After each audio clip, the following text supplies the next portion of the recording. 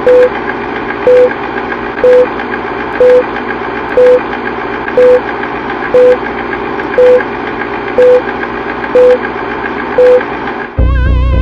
would like to see most of the human race killed off because it is unworthy. It is unworthy of the gift of life. I don't care what society thinks. They're nothing anyway. They're no better than me. Until we hear the safe word, we will not stop.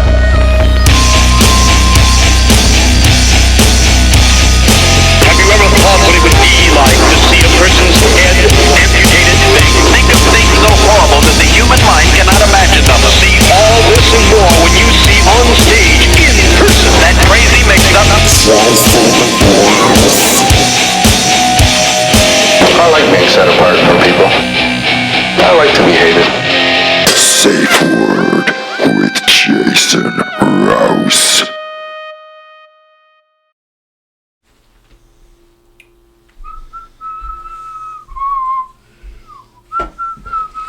Puzhitsky. I'm sure, what was the top 3 versions of your name that you heard in school? What were your favorite mocks? Puzhits. Puzhits, easy. Yeah. Yeah. Yeah, but that's actually how you say it. Puzhitsky. That's like the easiest way to because but it's not spelled S-H-I-T. P-U-Z. Is it S-K-Y. S-H-I-T? Yeah. It is? No, it's not S-H. It's the P-U-Z-H-I-T-S-K-Y. Have you been to... It's Z-H. That's the J, right? Very difficult. I enjoy traveling, but words with more than a couple of syllables, it just looks like alphabet soup to me. Russian, not even close. It may as well be hieroglyphs. Yeah, exactly. The whole issue is that Cyrillic alphabet, right? People can't... There's a few pronunciations that people just don't have... Well, English is the most prevalent language, like, so there's like the J, right? Yeah. You roll the R's, they go R, right? So stuff like that. That's what a else hard is one. there? Yeah. Finland, they roll hard R's. Yeah.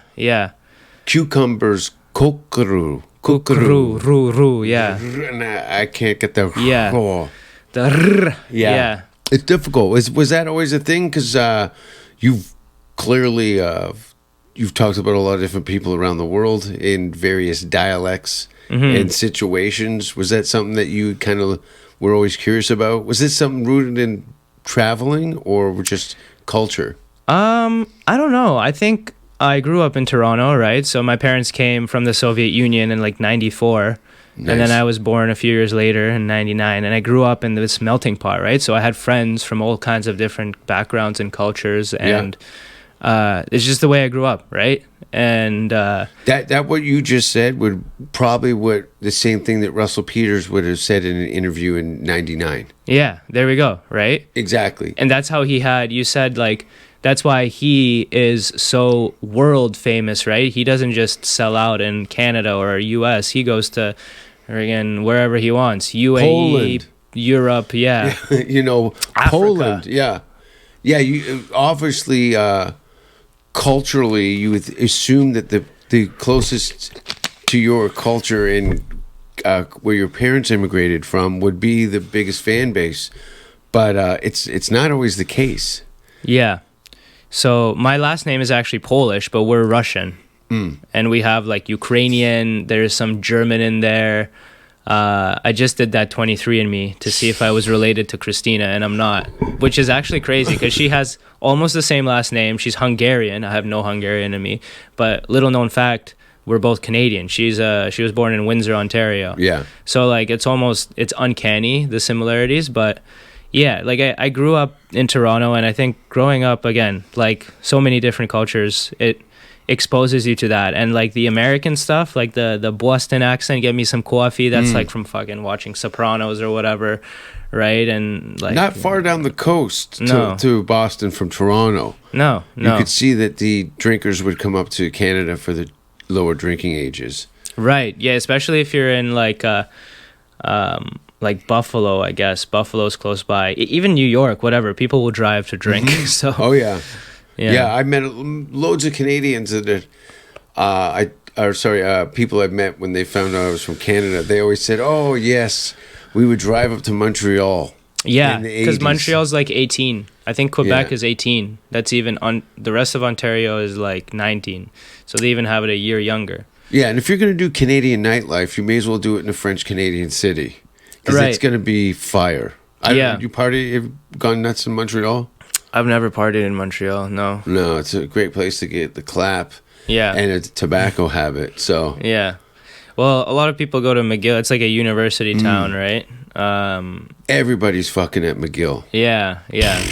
Well, I went to the closest thing here is Queens in Kingston. Mm-hmm. I went to U of T, so there's no partying there. It's all a bunch of nerds. But and You went makes to sense. school in Kingston? No, I went to school at U of T in Toronto. Oh, okay. But there's no partying in Toronto. It's such a big school, but like there is no to party. I went to Kingston, to Yeah. Queen's University, because I had some buddies there, and that's more of like a university town. It's like Kingston, I think, used to be the capital of Canada or something. I wouldn't be back in the day. surprised. I Yeah. wouldn't be surprised. I think that's a fact and then it was Ottawa, and then but Kingston, there's like, there's a couple of prisons, some military bases, and other than that it's just a university town, professors and students. So it's you really get the university experience there, and that was fun. But like I feel like it's almost too fun. Like everybody's drinking every day, and it's just like hot university students getting chlamydia and washing it down with vodka. And I wonder what the success rate is to graduating students from Kingston University. Like, because there's just some places, I've been to my friends' schools and places of education, and I'm like, this is not going to go anywhere. Yeah. I mean, U of T is definitely more of a serious school. You go there if you want to go to like med school or whatever, engineering and stuff. I think the success rate is lower because of like the standards. They weed you out, especially in first year. Like it's tough. And I took chemistry, so I had to take all those like first year physics, calculus, and then I moved into actual chemistry. Basically, first year it's a bunch of random courses, and huge workload, and they see if you can kind of keep up. Yeah. Right. And then a bunch of people drop out after first year, and then you start doing like actually what you're there for. So chemistry and stuff like that. But like I've heard people like talk about this before. The university system nowadays, like it's like out of high school, there should be a better sorting system in high school, because it's a waste of time. You don't need 4 years. Maybe for STEM, for science, which is what I did. But for like law, I have a buddy who's in Queens in law school right now. Stuff like that. Like high school, there should be like a Canadian version of the SAT, and then it should be a 2-year program. Like those 4-year liberal arts degrees and even law degrees, you're not doing anything in undergrad. It's 4 years of just them. It's a business. That's what it is at the end of the day. I think a lot of great minds are lost in the high school era of your education. Yeah. I think, so accents, favorite, like, those Baltic accents are very, very harsh. Yes, yeah. My dad went to an English school back in the Soviet Union. Mm-hmm. My parents are actually from Latvia. Okay, if you know where that is. Yeah. I've done gigs there. Nice. Yeah. Okay. It's a tiny place. You can drive from one end to the other less than a day. Tiny country. Oh, sorry, it was in Tallinn. Tallinn? Okay. I did my show in Tallinn. Yeah. My parents are from Riga, which is like the big city in Latvia. It's beautiful. Yeah, it's very nice, very beautiful, very quaint, tiny, like I said. But back then, it was part of the Soviet Union. 96? 94 they came. 94 yeah. they came. When was the Soviet Union dismantled? I don't remember. Was it like 92? That sounds about right. Yeah. So it was right around then when shit hit the fan. In Latvia, we're not Latvian at all. They lived in Latvia, but we're Russian, and they still don't like Russians there a lot. In a lot of the world, they don't like Greeks and Turks. Yeah, exactly. Right? There's They're some there. bad blood. Yeah. And it's to the point where we visited recently, not that recently, like I guess 10 years ago now, something like 2013, 15 was the last time I was there. And I vividly remember even back then, there was like a law, or a bylaw where like you weren't allowed to speak Russian in the workplace, stuff like that. They really don't like Russians there. That's like English speakers in Quebec. Yeah. Outside of Montreal, you can go fuck yourself. Yes, absolutely. In fact, you can half fuck yourself in Montreal. Yeah. Like you'll run into the average, local that is not having it. Yeah. But yeah, it's crazy. I was blown away on how rude, and I'm like, is this still Canada? Yeah. No, this is French Canada. Yeah. And they told us to fuck off. Yeah, outside of the big tourist destinations, people don't like it there because it's kind of like Texas, right? Texas has been trying to go independent for a while now, Sure. and there's I don't know much about that, but just taking a few Uber rides here in the 2 weeks, I've heard enough like where they're like they have power outages, right, because of the weather, and they're not The grid. on the grid. Yeah. Yeah. So they have to their own have like grid. programs in place like for emergencies because they're not like state funded or something or federally funded. Well, what I was told is the wound never healed. In fact, during the Civil War, that they were left for dead to kind of sort themselves out, and Right. they decided to create their own water and electrical grids, so they wouldn't be dependent on other states that didn't really have their best interests at all. Right. So like I was here when they had a 80-year-old snowstorm, and it literally shut down. It was like last year, wasn't it? a year before. A year before? Yeah. Yeah, people were like snowboarding in Texas. That It was insane. wild, Yeah. wild. Every car in the ditch. It was pretty funny as a Canadian. Yeah, I yeah. actually went and made snow angels and ate ice cream Nice. outside while Yeah. the Texans looked through the window in horror. Yeah, and honestly, I've only been here for just over 2 weeks, and I already feel it. Like a few nights ago, it was a little chilly. I'm like, whoa, like it's not like I look at my phone, it's like 15 degrees. I'm You've like, this is nothing. climatized, yeah. But I'm like, at home, I would be like wearing shorts and a tank top, but here I'm like, this is cold right now, you know? Yeah, Liberty Park or Liberty Bell Park would be full of people sitting Yeah. in wet grass because it was 10 degrees Yeah. in February. Yeah, that's hilarious. What else is there downtown? Yeah, all those parks, Yeah. people go out right away. But yeah, Latvia was interesting. Actually, my mom lost her suitcase, and when we went to the airport, she tried to speak in Russian, and they were like not having it. And as soon as she switched to English, they're like, "Oh, he's a tourist. Okay, we treat you nice now." You know what I mean? As soon as Wild. they figured that out, they It's were all like, booked by its cover. "Yeah, Yeah, that's not cool. That's why I run in that as a traveler, as a Canadian, where I quickly established that I'm from Canada, and the dynamic of the conversation completely changes. yeah, for sure." And here, I feel like people like.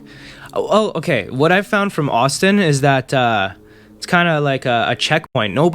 I'm trying to remember if I've even met anybody that's been here for longer than a couple of years, and know, it's wild. I don't think I have. Yeah, well, you also 99% of your interactions since you've been here have been people who are just straight up in show business. Yeah, that's true. Yeah, you didn't come here to meet new pals. Yeah. No. First of all, not only that, everybody's under 25 Right. and been here for 2 years. Yeah. That's probably about 80% of the comedy community, and Yeah. they're coming in every week. Yeah, that's true. Yeah. It's wild. From all over the place. And not even, yeah, that's true. Most of the people I've interacted with have been comedians, but like I talk to literally like, again, Uber drivers and locals, and it's like, Yeah. just on the way here, my Uber driver, he's like, yeah, I've been here for 8 months. You know what I mean? Mm-hmm. He's like, he doesn't know much about the downtown or whatever. I've met only a few people that have been here for longer than 5 years, and maybe like one that was actually born here. That's what Hollywood is exactly like.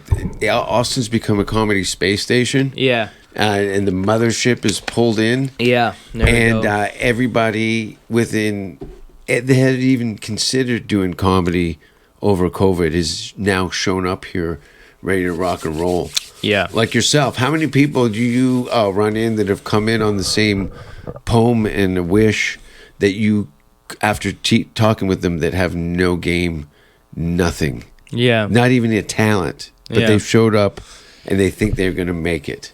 Yeah, well, I've met a lot of people here, mostly comics, and there is like I've met my interesting experience here is that I've met like both sides of the spectrum, because I like yesterday I just did the Mothership and I was rubbing shoulders with some. It was crazy. I was in that room and it was. I'll tell you a bit about it if you want, but like it was. And then right after I went to Creek and Cave to chill at the open mic while it's like a youth hostel. Yeah, you were on a yacht, and now you're in a third world country youth hostel, but it's just as fun for different reasons. Yeah, and let me tell you, the Mothership is insane. Like you did the show there on Sunday. Like that was you got green room access and everything. That was pretty cool, right? Like what they have set up there. Oh yeah. I've been in a few times. Yeah, it's a place that. I don't really like being in that green room unless I'm on the show. Right. Because, yeah, that's what I had yesterday, right? I was on Christina's show at 7. Isn't it nice to see your name on the list? Yeah. And you're not in any threat of being kicked out or getting... Yeah. That's what it was yesterday, right? I'm like on the list. Yeah. I'm on the list. Yeah. Yeah. Did you rip the paper off and keep it? No, I didn't. I didn't even get to take a picture of it. Fuckers. But it's okay. I'm message sure I'll Adam. be back. I'm sure yeah. Adam will give you a updated printout, because that's something that deserves to be signed at some point. Yeah, for sure. Yeah. I wish I could have kept it. That's a good point, because when I looked at the list, the next show was on already, and I was like, damn, I'm not. But yeah, when you go in there, like the security's like, all right, who are you? The security, there's 7 tiers of security, and check, retina scan, urine sample, fingerprints. Yeah. You go through probably about 10 checks before you get to the green room. And that makes sense, because again, I was in that green room yesterday, and just people that I've been, looking up to my whole life have been there. Were just there sitting with me. Yeah. And Christina's like, hey, this is Matt. I went out there. I did my time. I crushed. I love it. Adam Egget, he's amazing. He's been so nice to me. And when I get my visa here, he'll hopefully help me out. But even just in a week here, he's given me spots, and I'm treated so well. You and Kyle knocked it out of the park down here. Yeah. For the amount of ground that you guys covered immediately. He came in hot off the beginning, and it petered until he had to leave, and you come in, and now it's coming up on your way out, which makes it even harder to leave. Yeah. Well, you know what? I'm not worried, because like you said, if you're to be in that green room, you want to make sure you're on the show. Like after my show was done, I stuck around, and Christina did a guest spot on Tony's show, but as soon as she left, I was out. Yeah. But for the rest of the night, I went to Creek and Cave. I hung out. I went back for after the show to just chill at Mitzi's. And the security already once you've been on the show, they're like, oh yeah, this guy. Yeah, exactly. So it was cool to hang out at Mitzi's, meet some more people, and even outside of that, like you'd be surprised, like you said, right? I think Kyle told you, and you told Kyle, and Kyle gave me that piece of advice. Like when we're here, we're showcasing, right? Any room here in Austin, you don't know who's going to be there, right? So you got to do your best shit. I've written 3-4 premises that I'm very excited to try when I get home, but I am not fucking around with that here. Didn't even pop into my mind. No. I'm showcasing stuff that I know works. Yesterday, I had there's an abundance amount of places in this city to look bad. Yes. Yeah. There's hundreds of them. Yeah. It's there. If you live here, and if you're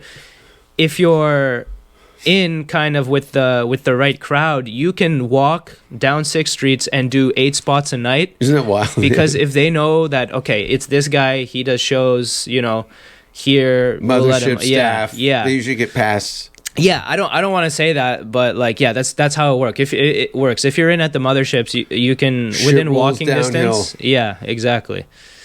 So, but that's the main reason I want to be here, honestly, despite all this awesome stuff. It's because I feel like 1 year for me here as a comedian, development wise, how much better I'll get is equivalent to maybe 5 years back home.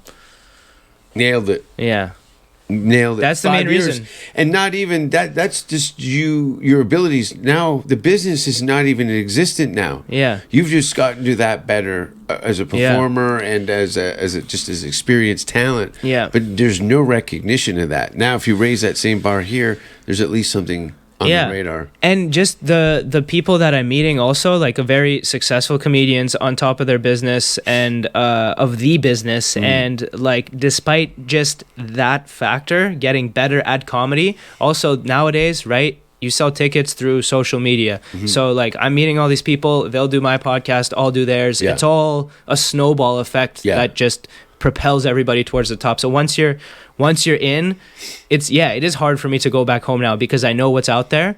But at the same time, I'm got happy. work to do. Yeah, I'm got happy. work to do in privately. Listen, like I'm new to the game. I'm lucky to be where I am. Well, let's take a step back. How Yeah. did you get to this place? Now you had a job. Yeah. You clearly seem to had moved towards a quote normal life. Yeah. Engaged. You got a day job. Yeah. Your education, your Yeah. youth. You're kind of moving close to your future, and all of a sudden you start putting social media content out.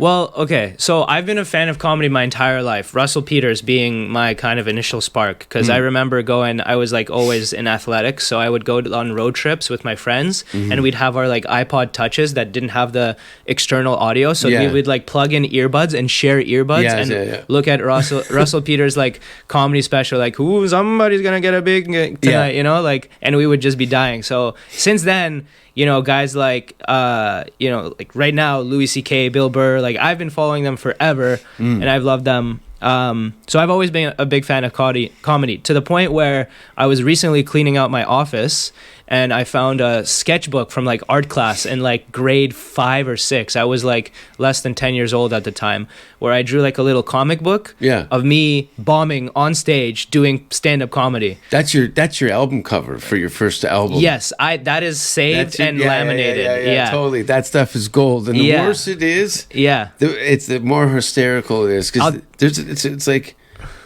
I was there. It was in my head. Yeah.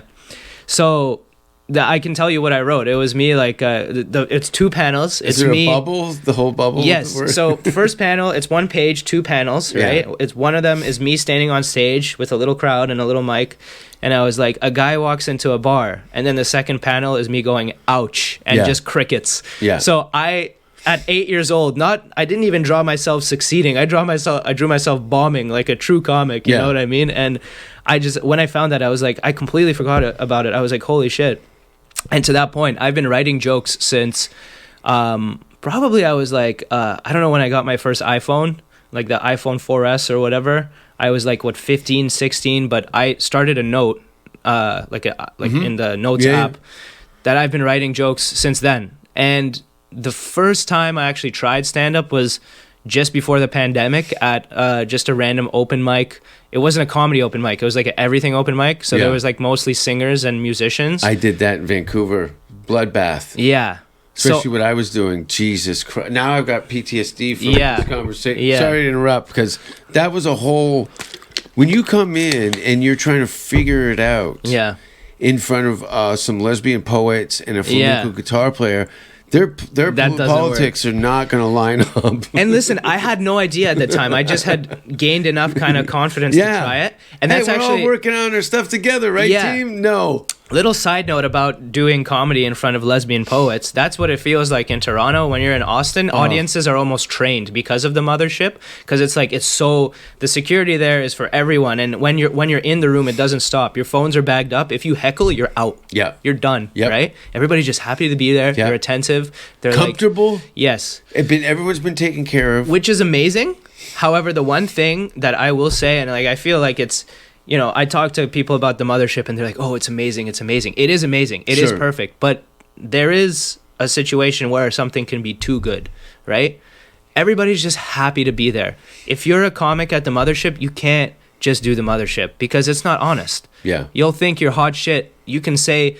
I can say what I'll go on stage and say retard, everybody will lose their shit. You have to do shitty rooms to find out what's actually funny. That place is not always Wires. honest. You know when John Wick does his fight scene, he's on wires, or The Matrix? It's like comedy on wires. Yes, and it's amazing. Yeah, because you can fly. Once you hone your craft, like yesterday I did my set, I did my tight stuff, and it felt amazing because it's like they're eating out of the palm of your hand. You're just there having fun, right? If you bomb there, you got to rethink your life, basically. Yeah. But getting back to my open mic experience and how I got into comedy. So I did that general open mic, And that was in like 2019, and then COVID hit, right? So I just got the balls to be like, fuck it, let's How do many it. times have you been on before they shut everything down? If you had a few, Literally twice. twice, okay, Twice. a taste. Yes. And not a good one. Not a good one. No, but you're still like, I need to go back and redeem myself. Well, so everything shut down, and nobody knew what was going on at the time. It was like the world was ending. So I'm like, well, fuck, comedy might never be a thing again. I know. Right? For all we knew, right? So I'm like, okay, well, I have all this material premises, and I started turning it into like little skits and stuff, and that kind of took off. And then once everything finally opened back up, it was like 2021, like, it hasn't been that long really in Canada. Here, nothing really shut down. But in Canada, everything was closed. So for 3 years, nothing. Yeah. Right? Nightmare. Yeah. And once everything opened back up, I got back in, but I already had this following, and I had 2 sets under my belt, and I called myself a comedian. Yeah. So I automatically had imposter syndrome doing even open mics, right? But whatever it was, like, that little seed that was planted in my head when I drew that picture, like I knew that this was my thing, and I kept doing shows. So technically I've been doing it for like 5-6 years, but really only 2, right? Since whenever COVID stopped. I think include COVID. I think that's more of a badge. I think it's what year did you start? Yeah. Because then you have to now you have to accept those COVID years. Yeah. As a I was still doing shows during Right. COVID. Yeah. You know what I mean? I seen the navigate. I got around needles, apps, documents. I've never been tested. Right. Yeah. There we go. Yeah. Yeah, because you were here. I'm a hero. Yeah. My sperm It's still by the spoon yeah. is going for 5 cents. That's hilarious. Yeah, mine is, I'm young, but I don't know. I have 2 fucking vaccines, and that was insane, because at the time, I was doing my master's, and in order to get my degree, I basically had to get vaccinated, because I had to be in a lab in My person. friend was a fireman. Same shit. Yeah, to Got do your job, fucked. Yeah. to... So guys that's the quit. whole trucker thing, right? Yeah. That's why they were protesting, because, like, how you're forcing us to do something to our bodies in order to continue earning our livelihood, like, that's fucked up. And now, actually, very recently, I think we talked about it, Trudeau finally got some repercussions from that. The Supreme Court was like, yeah, what you did was fucked up, right? And I don't know the details. I just saw that a judge finally kind of acknowledged that it was fucked up, and they're giving him some kind of repercussion finally, right? Because that's, a win. It's a little thing. He's still taking $80,000 or fucking $100,000 vacations to Jamaica with his family. Yeah. But it's the worst. He's at the least worst. at least something bad is happening. He can't just keep getting away with it. It's No. insane. It's insane. But what is it? Do you think it's like, is he like American Psycho in that way, where like there's no real big payout other than the fuck off? Yeah. Like us. Well, that's the thing. You would imagine, like, the ideal person to be a politician would be somebody that's truly a morally righteous person and wants to make the world a better place. But unfortunately, people with that mindset would never want to be a politician. Yeah. So it's like a catch-22, right? You get scumbags that, like Trudeau, that want the power, whatever it is, whether name it, right? Private jets, money, power, fame, a lot of things that you wave over like the little carrot at the end of the treadmill. People will be like, all right, I'm going to do this. But that's not the right motivation. And the people that do have the right motivation are out there fucking probably, sacrificing their own potential to earn, to help people, like charities, whatever. Those are the people you want. Keep their family afloat. Yeah, but those are the people that are struggling in the shadows, just truly making the world a better place, right? Unfortunately. Great title for a movie, Struggling in the Shadows. Yeah. Well, there we go. Because that's that. At the end of the day, right? It's like, well, like let's draw a parallel to comedy, right? Like, how many people, you've been around a long time, how many people, absolutely hilarious comedians, never saw any like career success, right? Just because something, whatever, I don't know, like this didn't work out, that didn't work out, right? And how many guys that are meh, whatever, okay, blew up because of luck or whatever. I don't One know. out of 1,000. Right? So Yeah. there That's we go. fine though.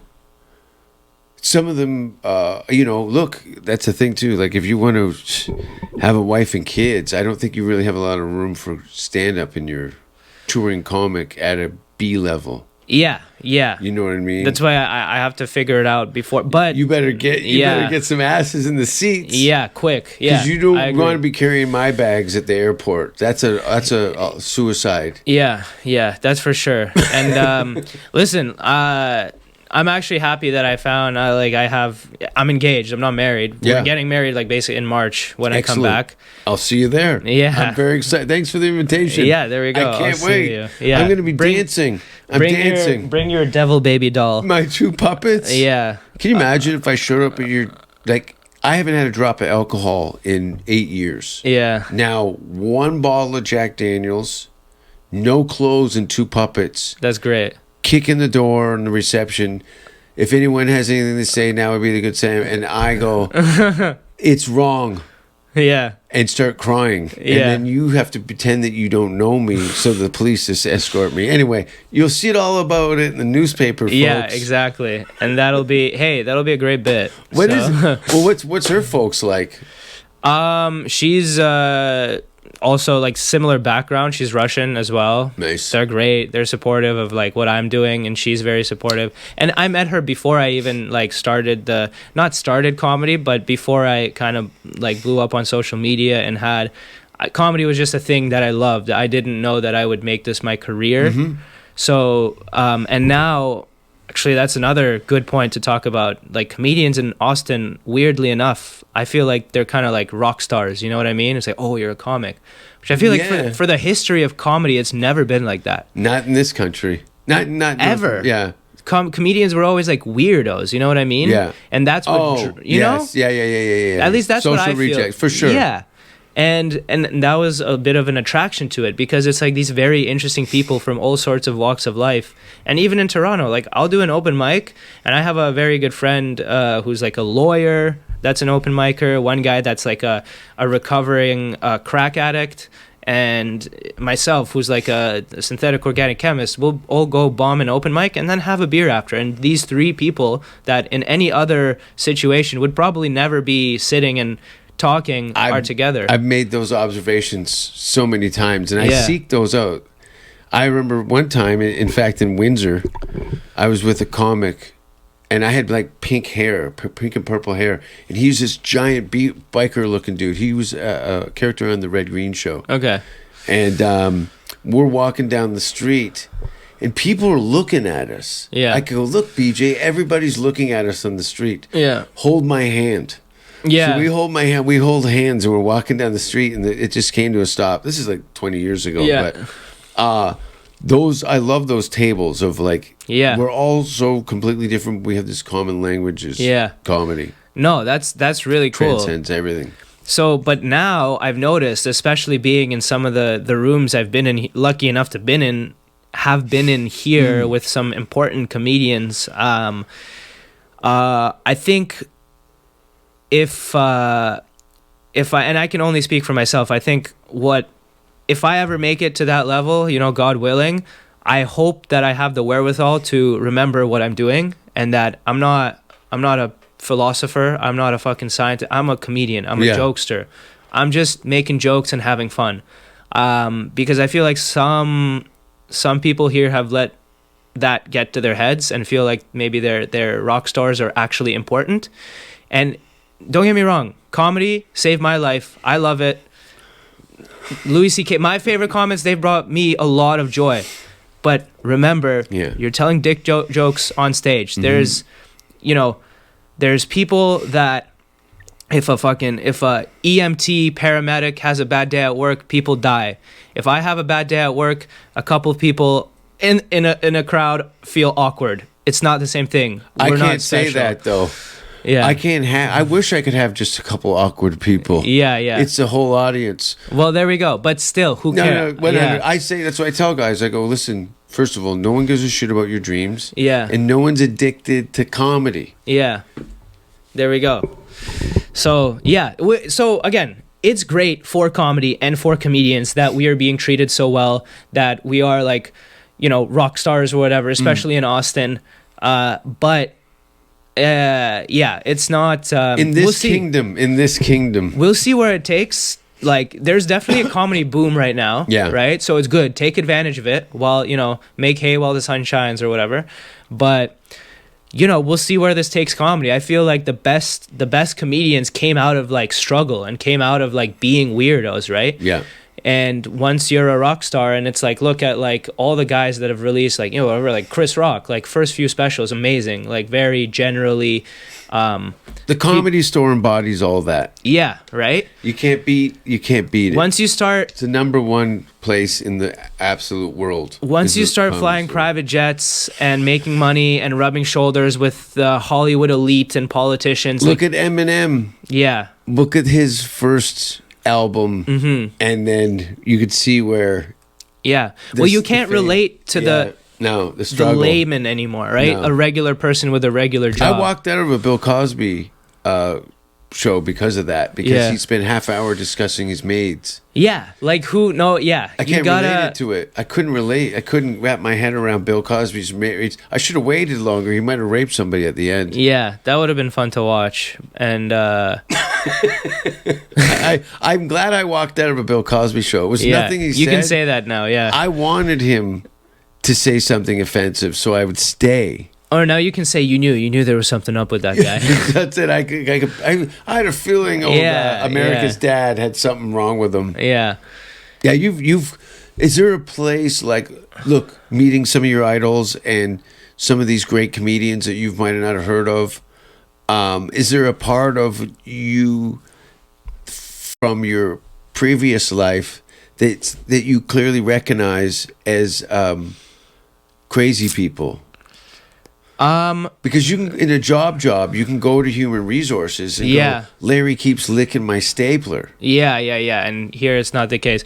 No, like, so that's the thing. You asked me, how did I get? Yeah, I remember the fucking original question that led to all of this was that how did I go from, you know, synthetic organic chemist to comedy? Yeah. And like I said, it was always there for years, and I was just kind of doing it in the shadows and doing this. I felt like Batman, you know, like Bruce Wayne during the day, and then I put on my mask and I'm a comedian. But I'm like, where is this gonna take me? And I was like reasonable, you know, my Russian parents are like, yeah, you're a lawyer, doctor, Yeah. you get a job. It's not So- going to fly at home. Yeah, and listen, when I came out to my parents as a comedian, it was shortly before Christina's first show, and I'm like, hey guys, check out this show, and they saw that, and they were kind of accepted the idea that I might be going somewhere, and It were less might have been easier coming out to your parents as gay. And Yes. This is a future in that. literally Yeah. to my Russian parents, Yeah. and I'm you a know they homo- still put the People- gays in jail in Russia. They would have been they- more okay with that. If you're lucky, they put you in jail. Yeah, exactly. Or like most important, like the civil police take care of that. They just beat you up. They use a fucking broomstick and you're good. But no, literally. So I was doing it on the side, and then things just started going well. But it was always where my heart was. Like you were saying, that the guys with the band, with the tuba or whatever, that were walking by a diner and they see a family having breakfast, and they're like, imagine being like, whatever. What was it that you said? They were. I was a brass band. I'm Yeah. butchering this because it was told to me perfectly. Yeah. Brass bands walking in a snowstorm on the way to the gig. Yeah. And on the way to the gig, they see a family sitting at a dinner table having a beautiful holiday dinner. Yeah. And the tuba player turns to the guy and goes, I can't believe they live like this. Yeah. And they kept walking to the gig, right? Yeah, the gig that is probably they're gonna lose money on, and that's half the adventure. Is who Yeah. might not make it. yeah, and I still have an identity crisis. Not gonna lie to you, because like, you know, I love this thing, but like I told Kyle all the time, right? I'm like, I feel like I'm too normal to be a comedian, right? But exactly, right? That's my imposter syndrome kicking in. Yeah. I've had it in so many different shapes and sizes while I've been here, but I'm me, and I have to accept that, and I'm learning to do it. Like, I'm a synthetic organic chemist. I've been playing around at home with this idea. When I'm bombing, I start telling people on stage, like, well, actually, you know, the cells in your... Elaborate problem of chemistry? Yeah, well, I go like... Totally well, do that. yeah. I'm like, well, the cells in your ears don't regenerate, so you have to be careful with them. That's why I'm not really being funny. I want to be careful and, conserve my... And I start giving them a lecture, literally. Yeah. Just playing around with stuff like that, trying to be myself on stage, because, I'm not, I have, like, a pretty normal life, like, outside of comedy, but I'm still unique, and I have to tap into that somehow. Nothing normal. It's just if you had explained your life to the average person, it would sound there was normality to it, but all of us are twisting and turning over top of each other. There's nothing. How do you measure any of this pain and the happiness? And it's all a personal experience. So that's all you're conveying is your personal experience, and you're just a lightning rod. Yeah, and I've had a conversation recently with someone. I can't remember who it was.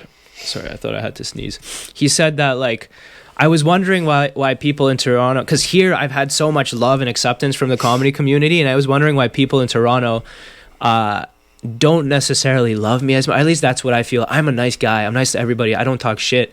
But, like, I know that people... Fucking losers. Fuck them. I know. Next time I'm in Toronto, I'm going to start beating up kids. Good. I'm going to start beating up kids. I'll sick you on some people for sure, yeah. Just point and I will start smacking faces. Yeah, that's great. But I was thinking why, and he was like... you're doing all this stuff in comedy in so little time, and, like, you have a degree, you have a fiance. From the outside, So he's saying this to you? Yeah. Well, he's saying, like, people might not like the fact that you look like you have your shit figured out. And I'm like, figured out? What are you talking about? Like, if any... And it just made me feel like I've heard people say that, I have this, that figured out. Like, if anybody ever in life, no matter how successful they are, I feel like, from my experience, tells you that, like, I have this figured out, they are lying through their teeth. Yeah. Nobody knows what the fuck they're doing. No, we're all running with no arms. Yeah, it's the dumbest thing I've ever heard. Yeah. And I feel like if... They try to put you in a little box. Yeah. And then set you off the road. Yeah. So that you're not. Then now you're stewing in a paradigm that they've put you in, because you think that they might have some insight, but they really don't know what the fuck they're talking about. Also, why the fuck would you want to have it figured out? Then what's the point of life? Kill yourself. Yeah. It's over. If you have it figured out, great family, this, that, all right, story done. Check, please. I've seen a lot of serial killer documentaries where the kids came from good families. Yeah. And, like, there's people like, one of my, like, favorite comedians, Robin Williams, right? Like, and I love his dramatic acting more than anything. And his fucking Good Will Hunting, there's a scene on that park bench, fucking love it. And it's inspiration. 24-hour photo? No, I haven't. Wow, it's heavy. Okay. It's heavy. Is it Robin Williams? Yeah. Okay, there we go. I just know the main, like, Good Will Hunting, Dead Poet Society, that course. stuff. And then he has one bit about golf that I love, because I'm a golfer. I don't know if you've heard it.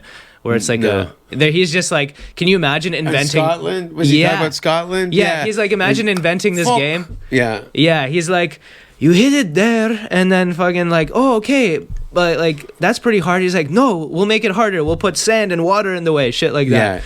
I don't want to butcher it, but my point being, he was on top of the world, comedian, very, like, exuberant guy, looks like he's full of life, and then who knew that he was struggling so much, right? No. So there we go. I'm always suspect. I've had a handful of friends that share that disposition and that level of joy through life, and a lot of them ended up in suicide. Yeah. So it's I'm always... And friends of mine that come to the table with a lot of joy and fill up the room with that kind of energy. Yeah. I'm always calling them to make sure they're okay, because I know that their light burns bright. Yes. And it also plummets quite rapidly. Yeah, because at the end of the day, right? Like, even with whatever you want, anything that's like a process, right? Life is a process. You're getting better, you're learning, right? If you dumb it down to something more simple, like, I don't know, like going to the gym, learning how to do 10 pull-ups, right? At the end of the day, when you achieve those 10 pull-ups and you're like, yes, I achieved a goal, you get the endorphins, everything's good. 30 seconds after, you're like, okay, what's next? The whole thing is the process of doing it. Like, I'm here. I just did the mothership. I'm doing fucking, JFL tomorrow. This is going to be huge. I'm going to be, like, adrenaline. I won't sleep tomorrow after I do this show. But after that, what am I gonna sit down and be like, okay, that was good. Yeah. I'm happy. No. Good for...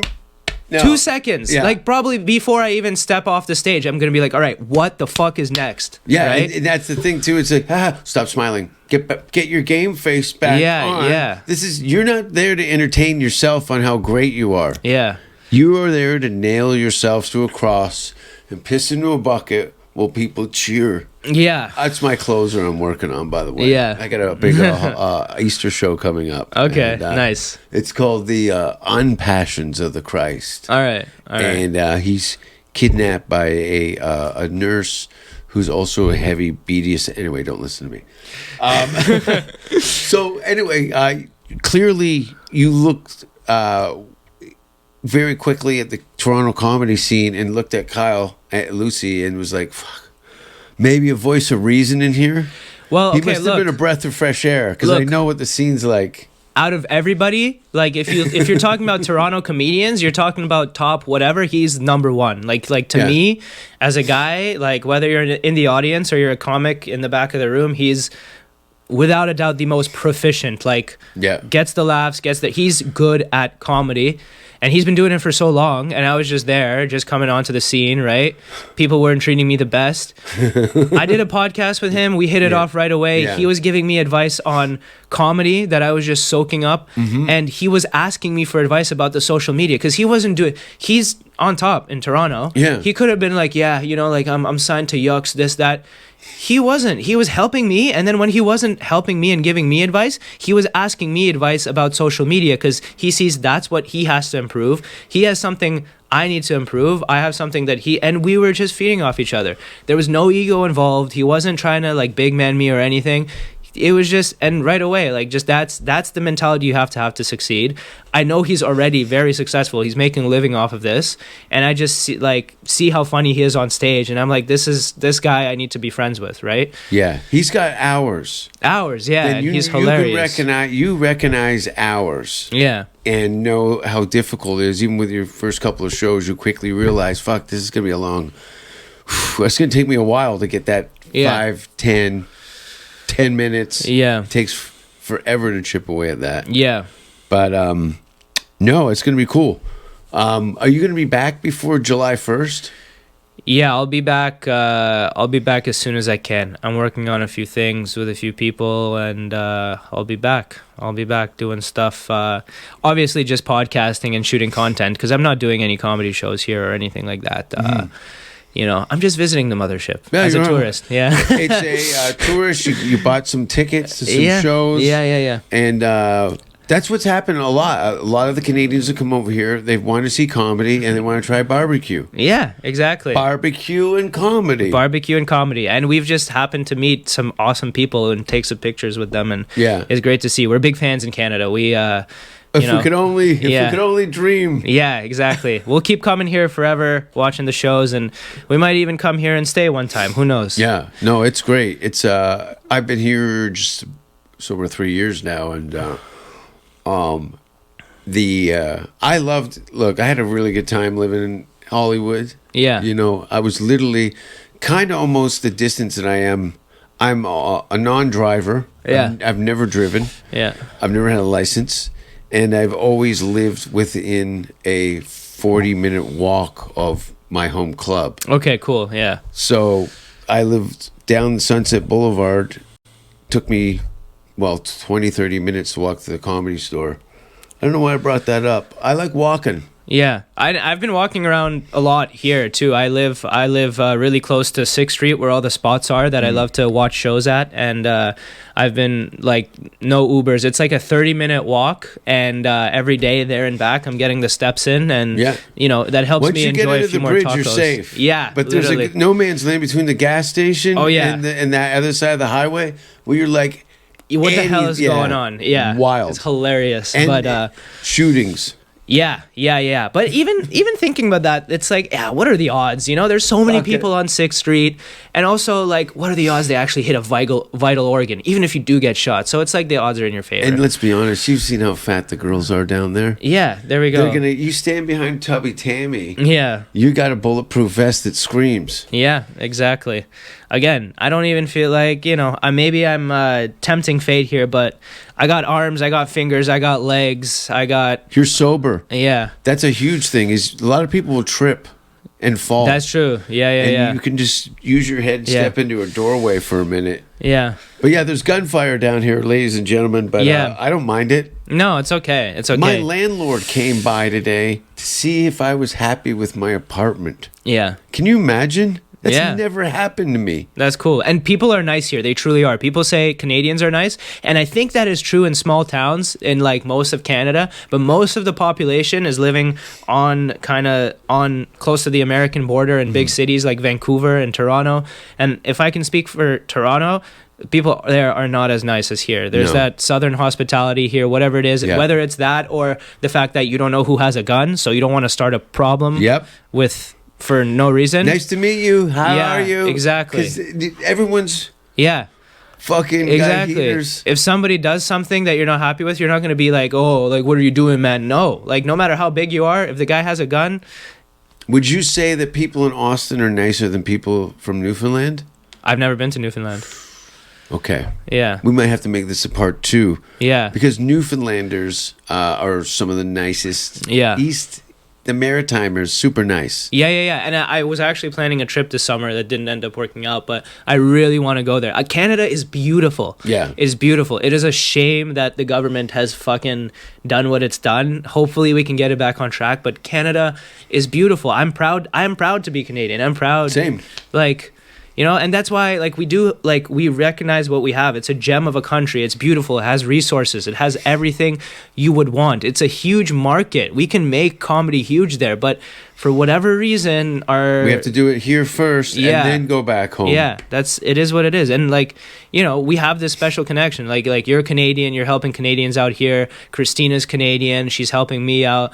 Like, we help each other out. We know what it's about. And like, you know, we're all patriotic. We love our country. We don't want to leave. If we could, we would stay. It's hard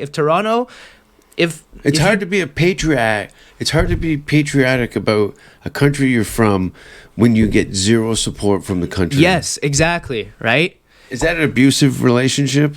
I guess, literally. And I think people get Stockholm syndrome from being in an abusive relationship with the non-existent entertainment industry. Absolutely. And then like you were saying, how many guys it didn't go? Yeah. A bunch of them. Yeah. There was an exodus in mid-90s. A bunch of guys went to the UK. A lot of them had ancestry. Right. Irish, Scottish, English, Welsh. A lot of those, it's so weird. Their parents immigrated to Canada 60 years ago, and then the kids go back there to work, have a career. Yeah, it's pretty crazy. And like I said, I'll always be Canadian. Whether I end up coming here or not, I'll be proud to be Canadian. And, you know, my family's probably going to be here, so I'll end up visiting a lot. But it's just the way it is now. Whatever, you know, I'm not a politician. Again, I'm a comedian. I don't pretend to be a philosopher or someone important, but I just do what's best for my future. And right now, without a doubt, it's figuring out a way to come here and be able to not just watch comedy shows like I've been doing, but actually maybe one day do a comedy show here. So, perform here, and in front of you, a writhing audience of fans. Yeah, exactly. And then go to a town where nobody knows you and bomb. Yeah. And again, I don't know what that's like because I've just been watching shows and having a great time. And I've been meeting comedians because I'm a comedian from Toronto. But I'm going back to Vancouver now. First time actually even in Vancouver. So there's so many places in Canada that as a Canadian I've never seen that I just know are beautiful. Okay. And comedy, because of comedy. That's why I'm going, is giving me this opportunity. Yeah. So it's an amazing thing. That'll be fun. But even that is like, gotta be here. Yeah. Like, no, you tour, you do your shows all over Canada, get that experience, and then bring that here to showcase. Yeah. And that's how it's going to happen. thanks for being on the show, man. Yeah, thanks for having me, not only on the show, but since I've been here, thanks for showing me around and, giving me advice. You've been doing it for a while, doing it right, You're making a living doing what you love, and that's, that's awesome. I'm stoked. You're doing it in your way. You kind of helped guide me along and gave me a lot of valuable information because, that's what I do. All about. Yeah. That's what I do is you've seen just in lately, as soon as I came to Austin, I knew. I go, the Canadians, this is perfect. This is middle ground. It's not New York, it's not LA. There's a new thing here, and it's all about being funny. So you're in the right company, and it's going to be hopefully you get pulled on Kill Tony. Yeah, maybe. Maybe you get pulled. Maybe we'll see. Maybe you get pulled for the big show. You can catch me starting in the early week of April. Vancouver, Calgary, Nice. Edmonton, Thunder Bay, some other small towns in Northern Ontario, Hamilton, Toronto, and then Scandinavia in June. And then you're more than welcome to join us on sometime between July 1st and July 5th. We're going to be filming a all Canadian lineup, stand-up specials with all the Canadians. Yeah, I heard. I'll be there. I'll be back. I'll be in Toronto. Maybe I'll see you. Right? Yeah. Oh yeah. Up the third week of May. So come. Yeah, there we go. Do you want to come and do a spot on the Saturday? Absolutely. Because I think Kyle's going to host. Yeah. I was trying to get Rick Diaz, but our schedules didn't line up. He can't come into Canada, but we'll put together a show. And go to jasonrouse.com, and where can people find you? Matt, M-A-T-T, Puzhitsky, P-U-Z-H-I-T-S-K-Y on all social media, Instagram, TikTok, YouTube. I have a podcast, the Puzhitsky podcast, and just follow me on social media. You'll see what I'm doing. I'll be doing shows in Canada and doing a lot of other cool stuff. So, but thanks for having me, Jason. Great conversation. Very nice to meet you, Matt. I'm glad you made the trip down to Austin. I really see you having a lot of fun and a good time here. So thanks for watching, everybody. Peace. See you soon. Awesome. Good stuff. I really gotta pee. We would like to see most of the human race killed off because it is unworthy. It is unworthy of the gift of life. I don't care what society thinks. They're nothing anyway. They're no better than me. Until we hear the safe word, we will not stop.